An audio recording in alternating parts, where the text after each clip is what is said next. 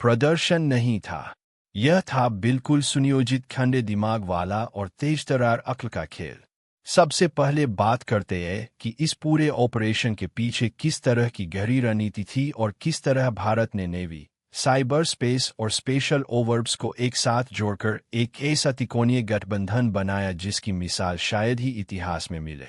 इस कहानी में एक नाम बार बार उभर कर आता है, हमारी अंतरिक्ष एजेंसी और हमारे साइबर विशेषज्ञ। इसरो ने सिर्फ रॉकेट नहीं छोड़े।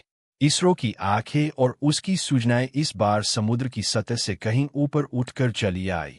सबसे कठिन हिस्सा था टारगेट की सटीक पहचान और उसकी मूवमेंट को वास्तविक समय में पकड़कर भारतीय नेवी इकाइयों तक पहुंचाना। इसके लिए इसरो ने उच्च संकल्प वाला उपग्रह नेटवर्क और टैक्टिकल डाटा लिंक का इस्तेमाल किया, जिससे भारतीय नेवी को हर उस जहाज की लोकेशन मिली जो भूमध्य सागर में असामान्य गतिविधि कर रहा था। पर ध्यान दीजिए, यह सब सार्वजनिक घोषणा नहीं थी। यह एकदम सीक्रेट चैनल था, जहां स्पेस इंटेल और नेवी कमांडर के बीच निकटतम तालमेल बना। दूसरी तरफ साइबर और इलेक्ट्रॉनिक वारफेयर टीमों ने रातों रात ऐसे कदम उठाए जिनके बारे में आज दुनिया चौंक कर पूछ रही है।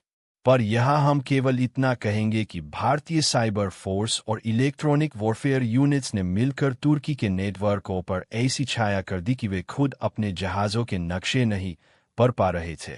नेविगेशन, रडार और कम्युनिकेशन तीनों पर अचानक व्यवधान आया और एक अंधेरा जैसे उनके ऊपर हल्के बरसते ही फैल गया। मगर यह सब जादू टोना नहीं था, यह सुनियोजित दबाव था। सूचना के बहाव को नियंत्रित करके हमने दुश्मन की निर्णय क्षमता को नष्ट कर दिया, और जब निर्णय क्षमता खत्म हो जाए तो शक्ति का उपयोग आसान हो जाता है। पर यह भी जरूरी था कि कोई भी कदम खुलकर ना दिखे।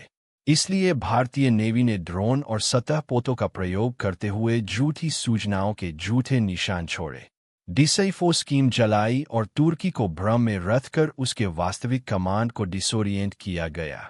उसी भ्रम का फायदा उठाकर स्पेशल ऑफ टीमों ने रात के अंधेरे में ऐसे अंडरसी एक्टिविटी संचालित की कि तुर्की के प्रमुख सेंसर और कमांड नोट्स अस्थायी रूप से निष्क्रिय हो गए।